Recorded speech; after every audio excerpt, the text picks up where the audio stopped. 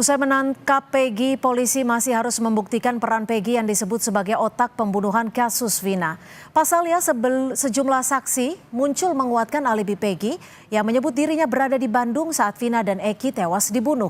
Apakah harus ada audit investigasi ulang dalam kasus yang sudah berlalu selama 8 tahun silam ini? Kita bahas bersama kuasa hukum Peggy, sudah ada Ibu Sugianti, psikolog forensik Mas Reza Indragiri, dan juga komisioner dari Kompolnas Pak Albertus Wahyu Rudanto. Selamat sore Pak Wahyu, Mas Reza, dan juga Ibu Yanti. Terima kasih sudah bergabung bersama kami di Kompas Petang. Saya ke Bu Yanti terlebih dahulu.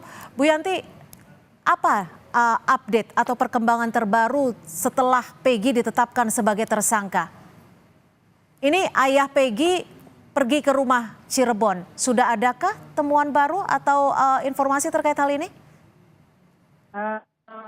Ayah Peggy ke Cirebon itu hanya urusan keluarga. Kalau untuk perkembangan terbaru mungkin setelah press release-nya di kepolisian dengan hilangnya dihilangkannya 2 DPO dengan kata-kata DPO tersebut tidak berubah menjadi 1 DPO, itu sangat mengagetkan kita semua sebagai selaku tim hukum, bahwa sesuai dengan sesuai dengan putusan pengadilan bahwa di dalam pengadilan yang sudah ingkrah itu DPO ada tiba-tiba 2 DPO setelah press release kepolisian di Polda Jabar mengatakan bahwa DPO yang 2 sekarang tidak ada dan Peggy hanya DPO satu-satunya. Kemungkinan kalau DPO itu dikatakan fiktif, kemungkinan Peggy juga fiktif kalau menurut analisa kami. Bu Yanti, sebelum kita ke sana, tadi pemeriksaan adik Peggy seperti apa hasilnya? Adik Peggy mengatakan apa adanya yang sebenarnya dia ketahui, karena saat itu kejadian di tahun 2016 adik Peggy itu masih berumur 11 tahun, dia masih kelas 6 SD.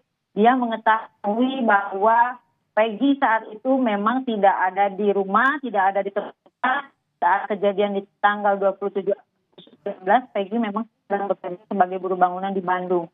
Itu keterangan yang disampaikan oleh Lucy kepada kepolisian, karena saat itu mungkin dia masih kecil dan dia mengatakan apa adanya.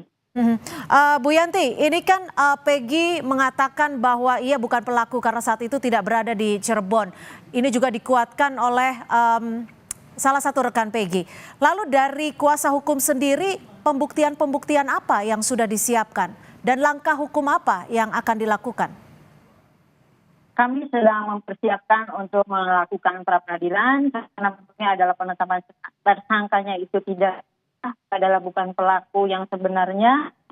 Jadi dengan adanya ditetapkan dikatakan 2 DPO itu hilang, kami mungkin kuat untuk membuat gugatan pra-peradilan terhadap penangkapan tersangka yang kami kan tidak sah. Dan bukti yang akan kami sampaikan mungkin nanti ada bukti beberapa mengetahui keberadaan Peggy di saat itu, saat kejadian. Kemudian kami juga pencatatan pembayaran gaji untuk Peggy dari itu. Pencatatannya hanya sebuah kertas kecil, tapi menunjukkan Peggy pada tanggal 27 Agustus masih berada di Bandung dan masih menerima gaji dari majikannya. Bu Yanti, ini kan ada visual atau rekaman saat ayah Peggy ke rumah Cirebon. Apa yang akan diambil di sana? Dan ayah Peggy ini ke rumah Cirebon bersama siapa? Kuasa hukumnya, betul? Dan bukti apa yang disiapkan oleh ayah Peggy ini? Ayah Peggy datang dengan bersama kuasa hukumnya, tapi hanya mengurus masalah keluarga, tidak ada memberikan hanya dengan permasalahan perkara ini. Baik, saya ke Mas Reza.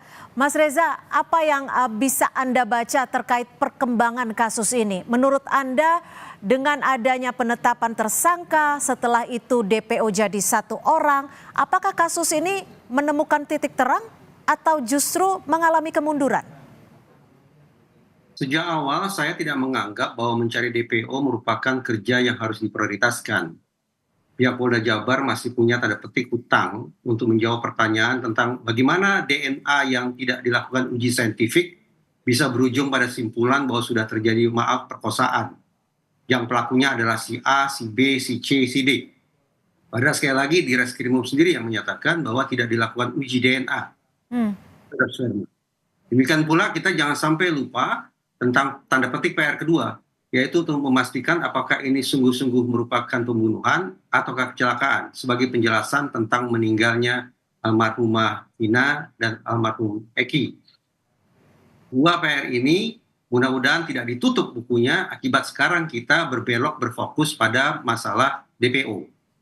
Bagi saya, karena putusan pengadilan sudah inkrah mencantumkan 3 orang nama DPO, maka ini patut dipahami bahwa sesungguhnya Polda Jabar sudah bekerja keras dan tuntas meyakinkan jaksa ada 3 orang DPO.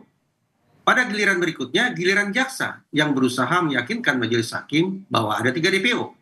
Dan titik hilirnya adalah majelis hakim betul-betul teryakinkan bahwa ada 3 DPO. Kalau ternyata kemudian Polda Jabar sendiri yang menganulir 2 nama DPO, lantas bagaimana Polda Jabar bisa menjelaskan tentang alur kerja yang saya sampaikan barusan? Apakah Polda Jabar ingin mengabaikan putusan hakim? Yang sampai terkesan bahwa Polda Jabar justru seolah melakukan contempt of court atau penghinaan terhadap lembaga peradilan dengan menganulir 2 nama DPO yang tercantum di dalam naskah putusan hakim yang sudah inkrah itu. Oke, saya ke Pak Wahyu. Pak Wahyu, apakah ini artinya akan ada tuntutan ataupun desakan terkait dengan audit investigasi? Karena tadi Mas Reza juga sudah menyebut bahwa jika DPO dikurangkan, artinya ada suatu bentuk tidak hormat terhadap keputusan pengadilan. Ya, sejak awal Kompolnas kan menyarankan itu. Sejak awal Kompolnas menyarankan, ini kelihatannya ada yang salah di awalnya. Karena tadi betul Pak Reza, pernyataan 3 DPO itu kan sudah ada di berkas pengadilan dan sudah sampai ke kasasi. Jadi sudah inkrah. Maka ketika kemudian ini menjadi hilang 2, kami juga mempertanyakan. Nah, tadi banyak pertanyaan, Kompolnas kemana? Kami sengaja kalau kemarin hanya bersurat, kita sekarang datang.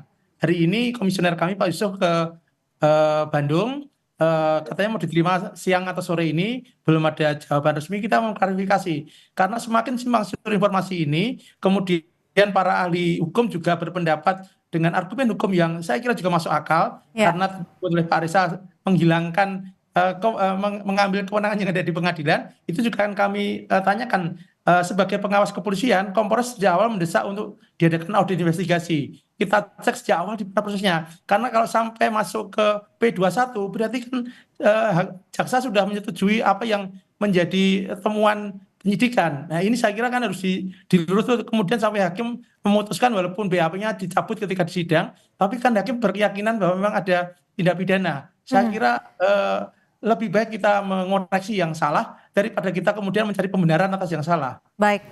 Saya ke Bu Yanti. Bu Yanti, saat ini sudah mencari bukti-bukti belum untuk memastikan bahwa Peggy saat itu berada di Bandung? Seperti halnya mungkin CCTV. Dan apakah dari kuasa hukum Peggy sempat menanyakan kepada penyidik, apakah sebelumnya sudah ada sketsa wajah dari DPO ini? Itulah yang menjadi kejanggalan pada saat ditetapkannya DPO itu tidak ada sketsa wajah, jadi tidak terlihat wajah yang sebenarnya siapa yang menjadi nama atas nama Peggy tersebut.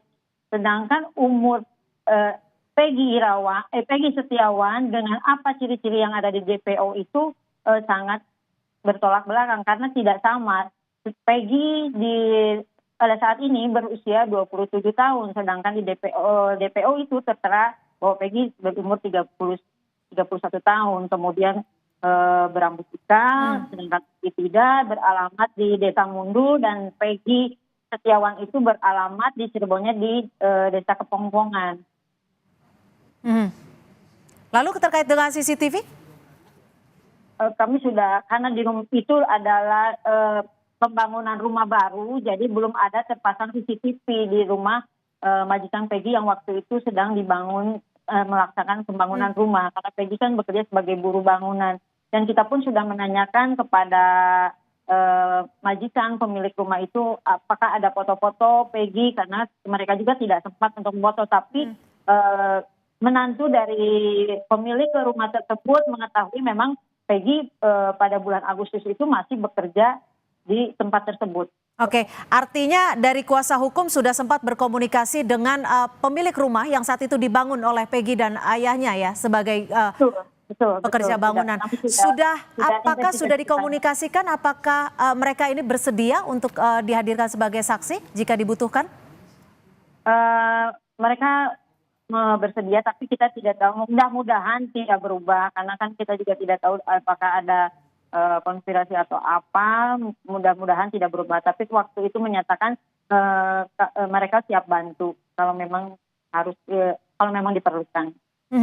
Baik, lalu apakah audit investigasi yang disarankan oleh Kompolnas harus dilakukan agar membuat kasus pembunuhan Vina dan Eki ini lebih terang benderang, dan apa saja yang bisa dilakukan oleh kuasa hukum dan juga pihak kepolisian? Kita masih akan membahasnya usai jeda.